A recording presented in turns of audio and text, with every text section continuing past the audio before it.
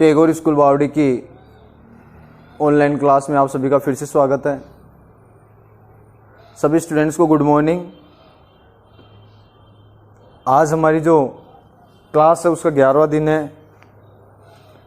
कल हमने पढ़ लिया था आनुवांशिकता के नियमों के बारे में, और उसमें कौन सा नियम पढ़ लिया था? पहला नियम प्रभाविता का नियम। आनुवांशिकता के नियम कितने होते हैं आप बताओगे मेरे को? 3 नियम होते हैं। पहला नियम कौन सा होता है? प्रभाविता का नियम। दूसरा नियम कौन सा होता है? पृथक्करण का या विसंयोजन का या युग्मकों की शुद्धता का। और तीसरा जो नियम होता है वो कौन सा होता है? स्वतंत्र अपव्यय का नियम। ठीक है, तो कल हमने 1 नंबर का जो नियम पढ़ लिया था वो कौन सा नियम पढ़ लिया था? प्रभाविता का नियम। इसके बारे में कल हमने थोड़ी सी स्टडी कर ली थी, प्रभाविता का नियम।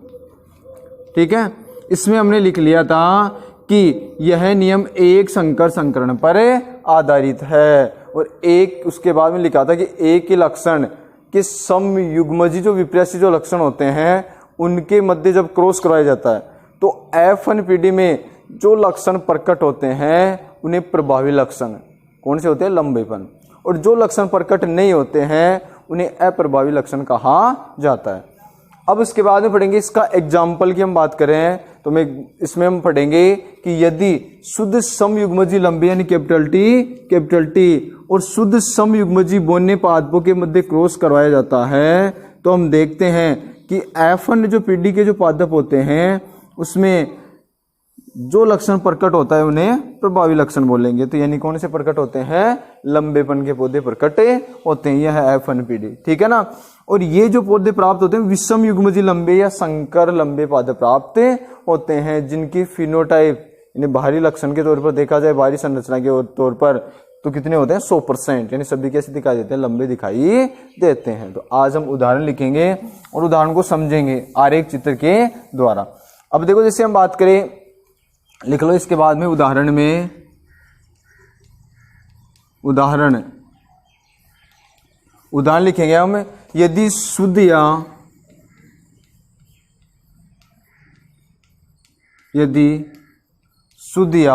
समयुग्मजी लंबे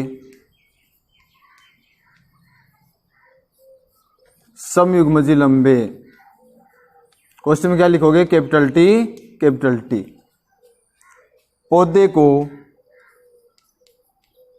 किसके साथ क्रॉस कराएंगे? शुद्ध या समयुग्मजी बोने के साथ। पौधे को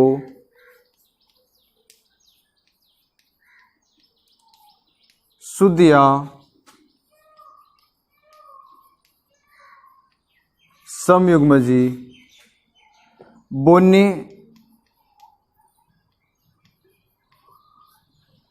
पौधे स्मॉल टी ठीक है ना से संकरण कराया जाता है। संकरण कराया जाता है तो F1PD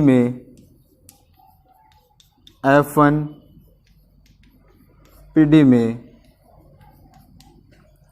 सभी पौधे का मतलब 100% हो गए। 100%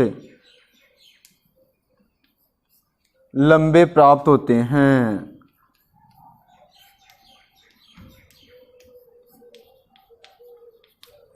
ठीक है, ये हो गया इसके बारे में। अब इसका क्या बनाएंगे? आरेख चित्र, जो मेरे साथ साथ बना लोगे। यहां लिखेंगे हम क्या? इतना उतार लिया होगा आपने। इसके बाद में यहां लिखेंगे हम लंबे पौधे और यहां हम लिखेंगे बोने पौधे।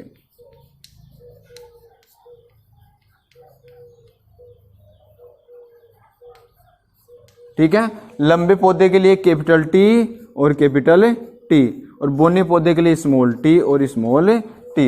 ये कौन सी पीडी है? पीपीडी। पी का मतलब पेरेंट्स यानी जनक पीढ़ी हो गई। ठीक है, इनमें कौन सा विभाजन होगा? कल बताया था कौन सा विभाजन हो जाएगा? अर्धसूत्री विभाजन। और अर्धसूत्री जो विभाजन होता है उसमें गुणसूत्रों की संख्या क्या रह जाती है, आधी रह जाती है, अर्धसूत्री विभाजन। और तो जैसे अर्धसूत्री विभाजन होगा तो ये युग्मनज है जो द्विगुणित है वो किस में बदल जाएंगे, युग्मकों में बदल जाएंगे। ठीक है। अब देखो जैसे हम बात करें इसके पश्चात ये हो गए युग्मक। अब मेरे साथ साथ इसको कर लेना। पहले को किससे करवाएंगे, तीसरे से। पहले को क्रॉस किससे करवाना है, तीसरे से। ठीक है। तो हमारे पास क्या हो गया, कैपिटल टी स्मॉल टी। फिर क्या करवाना है, पहले को चौथे से, तो क्या हो जाएगा, कैपिटल टी स्मॉल टी। इतना करवा लिया। उसके बाद में क्रॉस करवाएंगे दूसरे को तीसरे से, कैपिटल टी स्मॉल टी। फिर दूसरे को चौथे से, तो क्या हो जाएगा, कैपिटल टी और स्मॉल टी। ये कौन सी पीडी हो गई, F1 पीडी। ठीक है। और देख रहे हैं सभी जो पादप होंगे वो क्या होंगे, संकर लंबे प्राप्त होंगे, क्योंकि जो अप्रभावी लक्षण है वो बोनापन है, इसका जो प्रभाव है वो दबा देता है कौन, लंबापन वाला कैपिटल टी वाला। ठीक है। तो इस चित्र के नीचे लिखेंगे संकर लंबे, संकर लंबे। ये तो क्या लिख दिया हमने, चित्र के नीचे लिख दिया। ठीक है।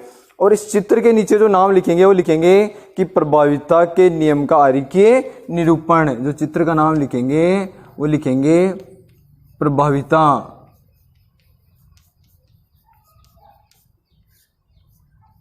के नियम का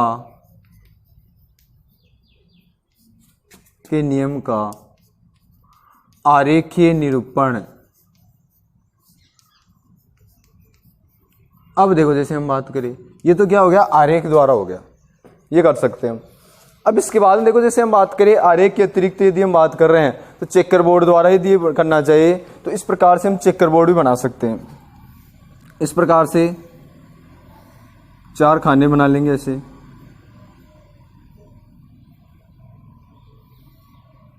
ठीक। जैसे इधर लिख दिया कैपिटल टी, इधर लिख दिया मान लो स्मॉल टी। जैसे मान लो ये नर और ये मादा। पहले को इसको मतलब भूल जाओ, इसको इससे क्रॉस कराओ क्या आएगा, कैपिटल टी स्मॉल टी। इसको इससे क्रॉस कराओ क्या आएगा, कैपिटल टी स्मॉल टी। इसको इससे क्रॉस कराओ क्या आएगा, कैपिटल टी स्मॉल टी। इसको इससे क्रॉस कराते इससे क्या आएगा, कैपिटल टी स्मॉल टी। तो देखते हैं सभी 100% कैसे प्राप्त होते हैं, संकर लंबे पादप प्राप्त होते हैं। इसकी फिनोटाइप होती है 100%। ठीक है। ये होता है चेकर बोर्ड, ये भी याद रख सकते हो, ये तरीका भी और ये भी तरीका। ये तो है आरेखीय निरूपण, और ये जो बात कर रहे हैं वो क्या है, चेकर बोर्ड द्वारा। तो लंबे पादप, बोने पादप, लंबेपन के लिए कैपिटल टी, बोने के लिए स्मॉल टी, इनके मध्य क्रॉस करवाया। तो देखते हैं कि सभी पादप कैसे प्राप्त होते हैं, संकर लंबे। ये कौन सी पीढ़ी होगी, F1 पीढ़ी। ये तो था प्रभाविता का नियम कि F1 पीढ़ी में जो लक्षण प्रकट होते हैं लंबापन वो प्रभावी लक्षण, और जो प्रकट नहीं होते हैं जैसे बोनापन वो अप्रभावी लक्षण। चित्र का नाम प्रभाविता के नियम का आरेखीय निरूपण। ये क्या हो गया, चित्र का नाम हो गया। ठीक है ना। तो इसको उतार लो। ये हो गया हमारा 1 नंबर का प्रयोग, जो उसने नियम जो बताया था ग्रेगर जॉन मेंडल ने। ठीक है। अब देखो इसके बाद में 2 नंबर के नियम की यदि हम बात करेंगे, इसको उतार लिया होगा। 2 नंबर के नियम की यदि हम बात करें तो 2 नंबर का नियम होता है पृथक्करण का नियम, या विसंयोजक का नियम, या युग्मकों की शुद्धता का नियम। 2 नंबर के नियम की यदि हम बात करेंगे तो 2 नंबर का नियम कौन सा आ गया, पृथक्करण का नियम। पृथक्करण का नियम,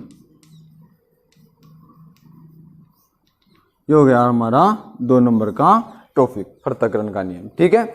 इसमें देखो बात करें कि यह नियम भी किस पर आधारित है, एक संकर संकरण पर आधारित है। यह नियम भी किस पर आधारित है, एक संकर संकरण पर आधारित है। इस नियम के अनुसार विषम युग्मजी या संकर अवस्था में, विषम युग्मजी या संकर अवस्था, जैसे ये हो गई विषम युग्मजी अवस्था या संकर अवस्था में, युग्म विकल्पी के दोनों लक्षण, यदि हम बात करें कि विषम युग्मजी या संकर अवस्था में युग्म विकल्पी के दोनों कारक, ये दोनों कारक है वो पास पास होते हुए भी, यानी पास पास है, युग्मक निर्माण के समय एक दूसरे में मिश्रित नहीं होते हैं तथा पृथक होकर अपने लक्षण प्रकट करते हैं। इसे क्या कहा जाता है? पृथक्करण का नियम कहा जाता है। एक दूसरे में मिश्रित नहीं होते हैं बल्कि पृथक होकर अपने लक्षण प्रकट करते हैं, इसलिए इसे क्या कहा जाता है? पृथक्करण का नियम कहा जाता है। दोबारा मेरे साथ परिभाषा बोलोगे कि विषम युग्मजी या संकर अवस्था में युग्म विकल्पी के दोनों कारक पास पास होते हुए भी युग्मक निर्माण के समय एक दूसरे में मिश्रित नहीं होते हैं बल्कि पृथक होकर अपने लक्षण प्रकट करते हैं। इसे पृथक्करण का नियम कहा जाता है। क्या बोलेंगे? इसे पृथक्करण का नियम। ठीक है, ये करेंगे हम। अब देखो, जैसे हम बात करें पृथक्करण का नियम, तो इसमें लिखेंगे कि यह नियम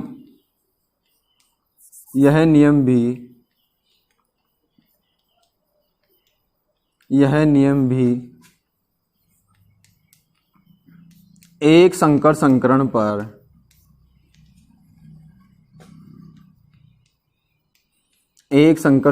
पर आधारित है।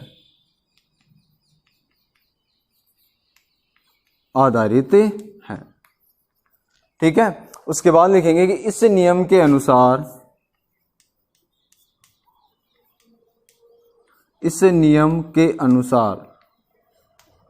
ठीक है, फिर लाइन खींच के नीचे वाली लाइन से शुरू करोगे। इस नियम के अनुसार विषम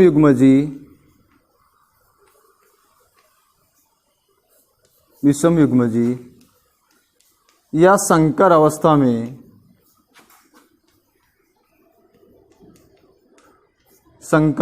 में युग्म विकल्पी के दोनों कारक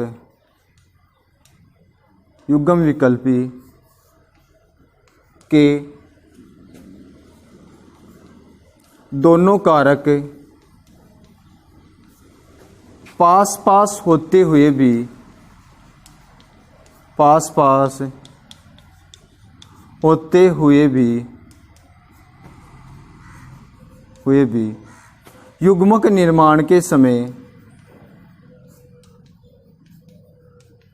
युग्मक निर्माण के समय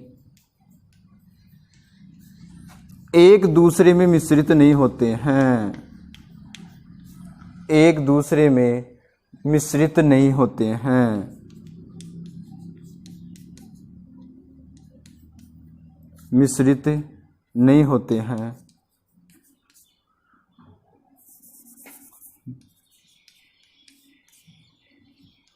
बल्कि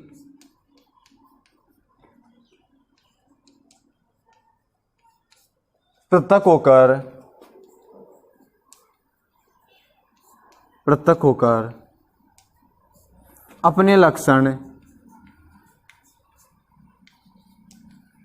अपने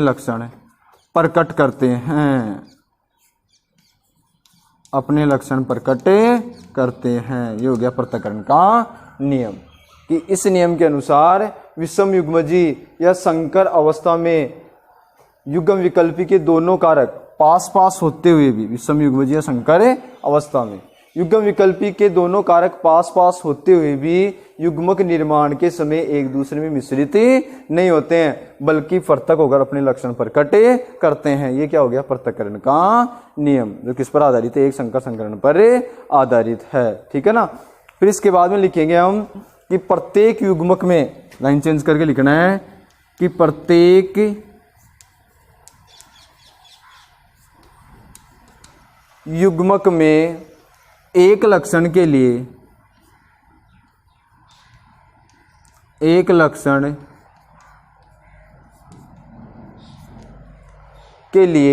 एक युग्म विकल्पी पाया जाता है। एक युग्म विकल्पी पाया जाता है। अतः इसे क्या बोल सकते हैं? युग्मकों की शुद्धता का नियम भी कहते हैं। अतः इसे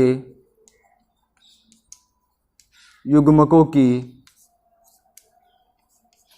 शुद्धता का